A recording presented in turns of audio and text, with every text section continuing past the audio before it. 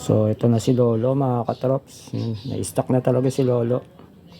So ilang buwan na talagang na-stock to. Pero dahil maaga-aga yung naging bakasyon natin. So yun, napakadumi. Pinupunasan ko na. So try natin linisin to. Saka yung carburetor, lilinisin ko. Saka yung gasolina niya, mukhang naging jelly na. Ayan o. Talagang na-stock na. So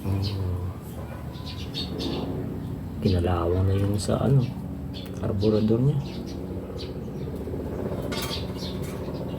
Buti yung dito adjustan, hindi pa. Okay pa yung adjustan. So yun, try nating ayusin to si Lolo. Sayang si Lolo eh, hindi na rin naparehistro to.